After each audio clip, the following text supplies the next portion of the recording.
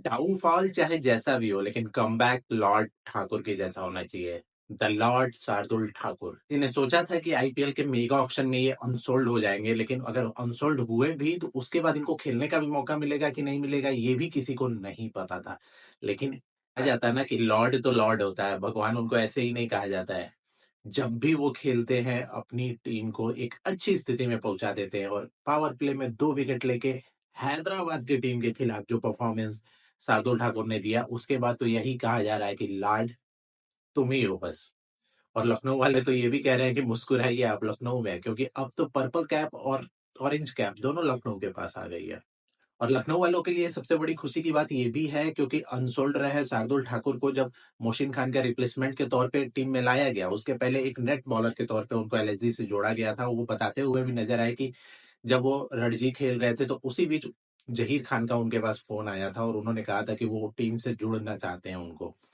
और जैसे ही मोशिन खान चोटिल हुए और उनके रिप्लेसमेंट में शार्दुल ठाकुर को टीम में जगह मिली, तो शार्दुल ने पहले मैच में ही दिल्ली के खिलाफ दिखा दिया पावर प्ले में 2 विकेट लेके कि वो लॉर्ड क्यों कहे जाते हैं।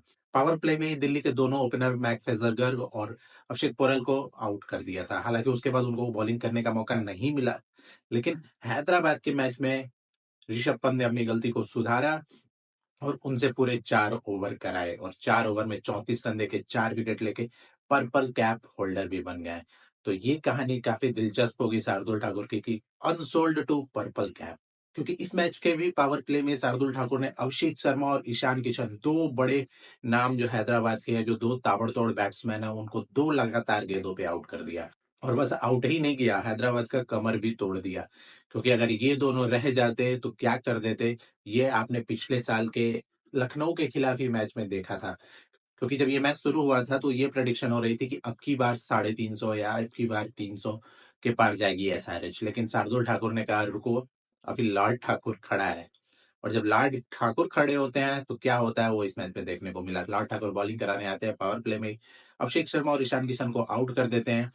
जब वो बाद में आते हैं तो भी फिर 2 विकेट लेके जाते हैं, और इसी जैसे 4 ओवर में 34 रन देकर 2 विकेट लेते हैं। और पूरी हैदराबाद की टीम जिससे 300 की उम्मीद की जा रही थी, उसको 200 तक भी नहीं पहुंचने देते हैं।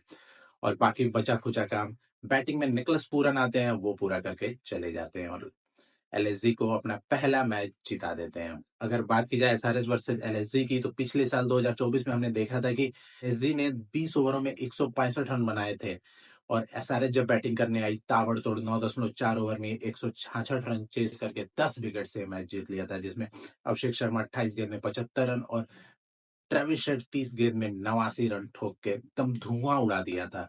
वो कहते हैं ना कि धागा खोलना, तो वही धागा खोल दिया था एलएसजी की टीम का।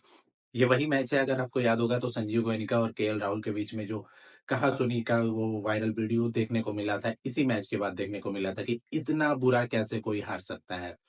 तो ये बदला भी है एक तरह से एलएसजी का एसआरएच के ऊपर। तो ऋषभ पंत से जब टॉस में पूछा गया था कि आप टॉस जीत के क्यों पहले गेंदबाजी करना चाहते, तो उन्होंने कहा था कि जितना का भी टारगेट मिलेगा वो इसको चेस करेंगे। और हुआ भी ऐसा ही, जो भी टारगेट मिला उसको चेस किया। हालांकि उस समय बहुत सारे क्रिटिसाइज उनको कर रहे थे कि टॉस जीत के आपको पहले ये बल्लेबाजी करनी चाहिए थी, क्योंकि एसआरएच पहाड़ जैसा स्कोर खड़ा कर देगी, फिर आपके ऊपर स्कोर कार्ड का प्रेशर भी आ जाएगा। लेकिन शार्दुल ठाकुर ने ऐसा कुछ नहीं होने दिया। शार्दुल ठाकुर से जब पूछा गया पर्पल कैप मिलने के बाद कि आपके मन में क्या चल रहा था, तो उन्होंने कहा था कि ये एक सड़क था, अगर सड़क पे बल्लेबाज चढ़ रहे हैं तो हम क्यों ना चढ़े। तो मैंने भी उनके ऊपर चढ़ाई कर दी। मुझे पता था कि अभिषेक पहले ही गेंद से मारना शुरू करेगा, तो मैंने भी उसके सामने चढ़ के गेंदबाजी की। तो जो ये पॉजिटिव एटीट्यूड था लाड ठाकुर का, वो उनको लाड बनाती है। जब भी ये गेंदबाजी कराने आते हैं गुच्छों में विकेट लेते हैं, जब भी विकेट की आवश्यकता होती है कप्तान लाड ठाकुर की तरफ ध्यान देते हैं।